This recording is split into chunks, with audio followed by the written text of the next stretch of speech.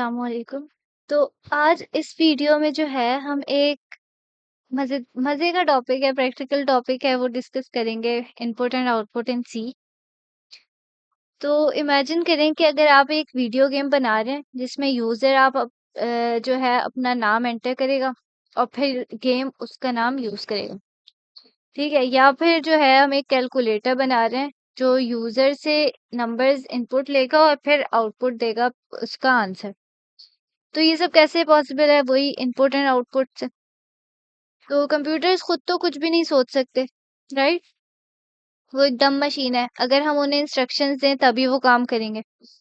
तो आज हम सीखेंगे कि सी लैंग्वेज का सबसे इम्पोर्टेंट पार्ट प्रिंटफ और स्कैनफ को डिस्कस करते हैं। प्रिंटफ क्या होता है? प्रिंटफ से जो है ना कंप्यूटर से बात करना और स्कैनफ से यूजर से डेटा लेना। ठीक है? अब ये सब हम रियल लाइफ एग्जांपल्स के साथ जो है ना डिस्कस करते हैं। पहले एक क्विक रिकैप देख लेते हैं कि लास्ट जो लेक्चर है हमने उसमें क्या कवर किया था। तो हमने डिस्कस किया था कि सी प्रोग्रामिंग क्या है, वेरिएबल्स और डेटा टाइप्स कौन कौन सी होती हैं, और ऑपरेटर्स देखे थे मैथमेटिकल और लॉजिकल कैलकुलेशंस के लिए, कंट्रोल स्ट्रक्चर्स देखे थे, फंक्शंस देखे थे सी में। ठीक है? अगर ये कॉन्सेप्ट्स क्लियर हैं तो आज का टॉपिक बहुत मजे का लगेगा। तो इनपुट और आउटपुट होता क्या है एक्चुअल में? अब सोचें कि आप एक एटीएम मशीन यूज कर रहे हैं। सबसे पहला स्टेप क्या होगा कि आप एटीएम मशीन में अपनी पिन एंटर करेंगे। ठीक है? तो वो क्या होगा? इनपुट। स्टेप 2 में क्या होगा कि एटीएम आपका बैलेंस चेक करता है और फिर स्क्रीन पर आपका बैलेंस जो है वो दिखाता है कि अच्छा आपके अकाउंट में इतनी अभी अमाउंट जो है वो अवेलेबल है या फिर। ठीक है? क्या होगा? वो आउटपुट होगा। और फिर थर्ड स्टेप यही होता है कि आप अपने ट्रांजैक्शन कर लेते हैं। अब ये सब क्या होगा कि सी प्रोग्रामिंग में कैसे कैसे होगा? तो वही बात है कि स्कैनफ और प्रिंटफ से। तो अब इन दोनों चीजों को, प्रिंटफ और स्कैनफ को, हम डिटेल में डिस्कस करते हैं।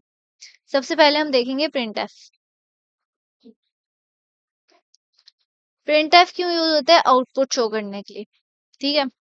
स्कैनफ से हम इनपुट लेते हैं और प्रिंटफ से आउटपुट शो होता है। तो कंप्यूटर से बात करने का तरीका क्या होता है? वो क्या होता है? प्रिंटफ होता है। बेसिक सिंटेक्स तो यही होता है कि प्रिंटफ और फिर ब्रैकेट, इन्वर्टेड कॉमास और बस ब्रैकेट क्लोज, सेमीकोलन। अब एक एग्जांपल देखते हैं कि बैटरी परसेंटेज अगर हमारी शो हो रही होती है या फिर हमारी ई कॉमर्स वेबसाइट्स जो होती हैं उसके अंदर क्या होता है कि प्राइसेस शो हो रहे होते हैं चीज़ों के, है ना? वो ये होता है कि प्रिंटफ से हो रही होती है। लेकिन जो है एक प्रॉब्लम है कि हम सिर्फ फिक्स टेक्स्ट नहीं प्रिंट करना चाहते। अगर हमें वेरिएबल्स भी प्रिंट करने हैं तो फॉर्मेट स्पेसिफायर्स जो है, आपको जो है वेरिएबल्स प्रिंट करने हैं तो फॉर्मेट स्पेसिफायर्स यूज करने पड़ेंगे। अब फॉर्मेट स्पेसिफायर्स कौन से होते हैं इंपॉर्टेंट, वो देख लेते हैं। कॉमन फॉर्मेट स्पेसिफायर्स होते हैं कि हम बता रहे होते हैं कि कौन किस टाइप की वैल्यू हम जो है ना वो प्रिंट करा रहे हैं। अब अगर हम इंटीजर वैल्यू प्रिंट करा रहे हैं तो हम परसेंट डी यूज करेंगे। डेसिमल वैल्यू प्रिंट करा रहे हैं तो हम फ्लोट्स वाली फॉर्मेट स्पेसिफायर यूज करेंगे। तो क्या कौन सी है? Percent F.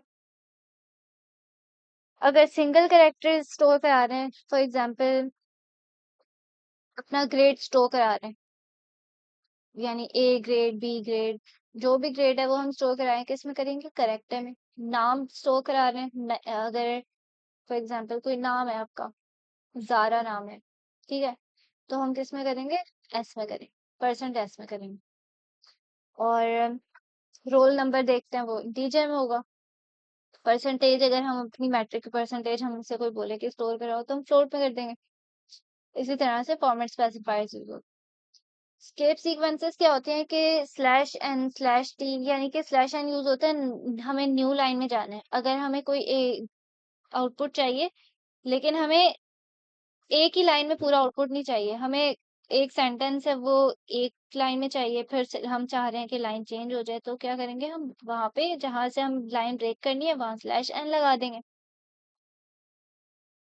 सही है। अब हम देखते हैं कि स्कैनएफ क्या होता है। स्कैनएफ अगर कंप्यूटर यूजर से डेटा लेना चाहे तो वो स्कैनएफ फंक्शन यूज करेगा,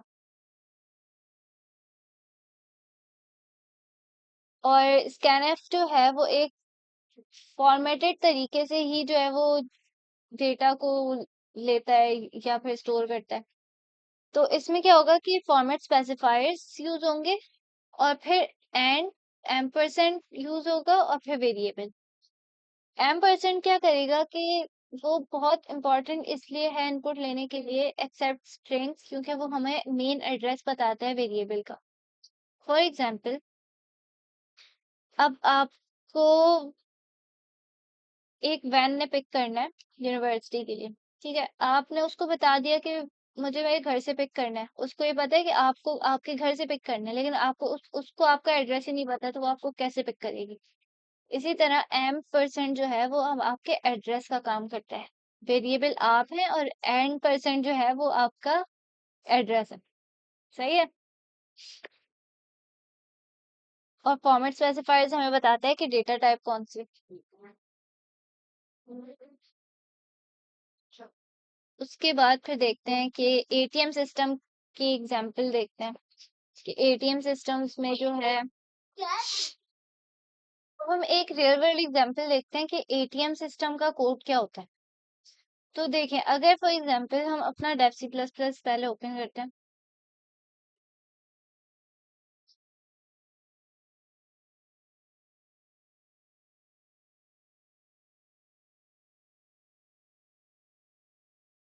अब अपना न्यू टैब खोलेंगे हम। उसके बाद जो है, सबसे पहला काम क्या होता है, हम हर कोड को लिखने के लिए सिंटैक्स, राइट। सिंटैक्स सबसे ज्यादा मेन जरूरी है कि हम सबसे पहले अपनी लाइब्रेरी फाइल इंक्लूड करते हैं। उसके बाद फिर हम अपना मेन एंट्री पॉइंट जो है वो लगाते हैं कि अच्छा इसका यहाँ से अपना हमारा जो वो कोड है वो स्टार्ट हो रहा है। ये क्या है, हमारा लाइब्रेरी फाइल आ गई, ये हमारा एंट्री पॉइंट आ गया। उसके बाद फिर हम क्या करेंगे, वेरिएबल लेंगे। ठीक है, वेरिएबल क्यों जरूरी होता है कि हमें बताता है कि हमारी वैल्यू कहाँ पे स्टोर करनी है। हमने क्या किया यहाँ पे, वेरिएबल को डिक्लेयर भी किया है और क्या असाइन भी किया है। यानी कि हमने वेरिएबल लिया बैलेंस, और हमने उसको बता दिया कि बैलेंस के हमारा इतना बैलेंस है। लास्ट वीडियो में हमने देखा था कि वेरिएबल्स को हमने असाइन कैसे करते हैं और डिक्लेयर कैसे करते हैं। तो अगर फॉर एग्जांपल ने लास्ट वीडियो में देखा था कि अगर ये x है, x इक्वल्स टू 5, हमने एक वेरिएबल लिया, उसकी वैल्यू बता दी कि ये वेरिएबल इतना इसके इक्वल। तो ये हमारी वेरिएबल इंप्लीमेंटेशन, असाइन, वेरिएबल को असाइन किया है और डिक्लेयर किया है। सही है। उसके बाद देखते हैं हम उसके बाद क्या करेंगे, इनपुट लेंगे यूजर से। मेन काम यही हो रहा है कि यहाँ पे हम इनपुट लेंगे। अब वो अमाउंट हम यूजर से पूछेंगे कि उसको कितनी अमाउंट जो है वो विड्रॉ करनी है। हमने एक उसको बता दिया कि उसके अकाउंट में कितना बैलेंस है। उसके बाद हम उससे पूछ रहे हैं कि उसके जो हमारा यूजर है उसको कितनी अमाउंट विड्रॉ करनी है अपने अकाउंट में से। तो प्रिंट एफ किया, यहाँ पे वो अपनी अमाउंट डालेगा। उसके बाद स्कैन एफ क्या करेगा,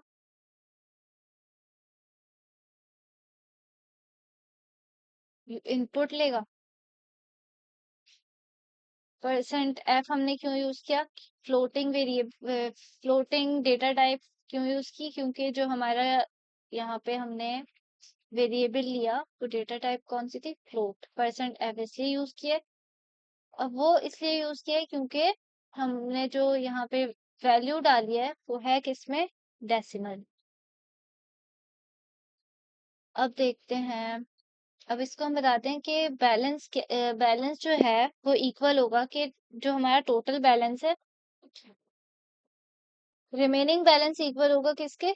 जो हमारा टोटल अभी बैलेंस है उससे हम माइनस कर देंगे वो अमाउंट जो विड्रॉ हुई है, तो हमारा रिमेनिंग बैलेंस आ जाएगा।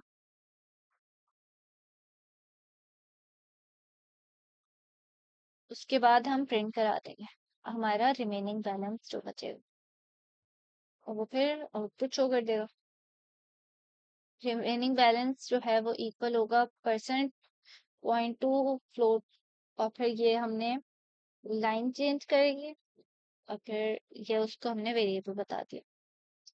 उसके बाद फिर हम अपना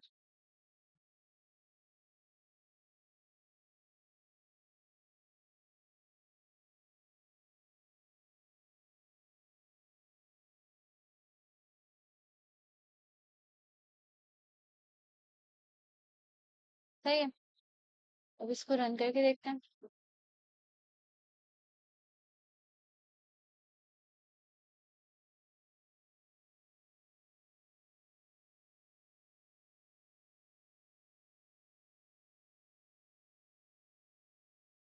यहाँ पे हम अपनी हमें कितनी अमाउंट विड्रॉ करनी है डालेंगे हम। फॉर एग्जांपल अगर हम 350 रुपीज विड्रॉ करें, तो हमारा टोटल बैलेंस हमने हमें इसने रिमेनिंग बैलेंस बता दिया कि अब 350 को विड्रॉ करने के बाद हमारे पास हमारे अकाउंट में कितने अमाउंट बची, 650 रुपीज।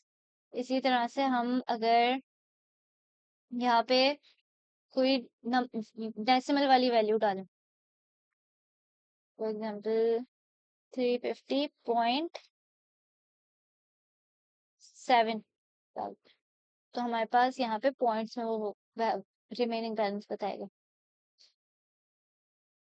यहाँ तक समझ आई?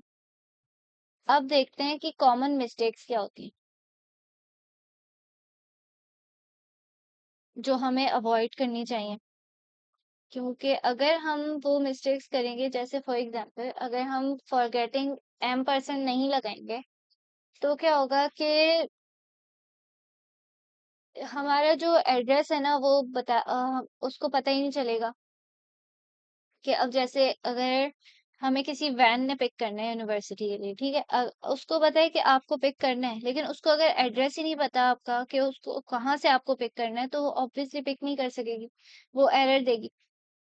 उसके बाद जो है हम जो फॉर्मेट स्पेसिफायर्स हैं वो प्रॉपर यूज ना करें, तो क्या होगा कि अब जैसे अगर हम इंटीजर वाली फॉर्मेट स्पेसिफायर यूज करें %d, ठीक है, लेकिन हम वैल्यू जो हमारे पास है वो डेसिमल में हो, तो क्या होगा कि वो उसको राउंड ऑफ कर देगा। अब जैसे 3.5 हम एंटर करें ना, तो वो 3 कर देगा उसको, वो फिर एरर आएगा। तो क्या करना है हमें, सबसे पहले तो इंश्योर करना है कि हम करेक्ट फॉर्मेट स्पेसिफाई यूज करें, और हमारे जो वेरिएबल्स हैं वो करेक्टली डिक्लेयर हुए हैं। वेरिएबल्स अगर डिक्लेयर नहीं होंगे तो फिर जो है वो उसको पता ही नहीं चलेगा एड्रेस क्या है। उसके बाद बस ये इतना ही था। और अभी हम ने क्या क्या सीख लिया है आज, ये देख लेते हैं कि प्रिंट एफ क्या होता है, कंप्यूटर से बात करने का तरीका, और स्कैन एफ क्या होता है, यूजर से डेटा लेने का तरीका। फॉर्मेट स्पेसिफायर जो है डिफरेंट डेटा टाइप्स के लिए डिफरेंट फॉर्मेट स्पेसिफायर्स यूज होते हैं। कॉमन मिस्टेक देखी है जो हमें अवॉइड करनी है, और हमने एक एप्लीकेशन देखी है एटीएम मशीन में किस तरह का कोड यूज हो रहा होता है, हमने इनपुट और आउटपुट लिया। अब अगर आपको जो है लेक्चर समझ आ गया तो लाइक कर दो, सब्सक्राइब कर दो, और जो क्वेश्चंस हैं वो कमेंट्स में पूछ लो। अल्लाह हाफिज।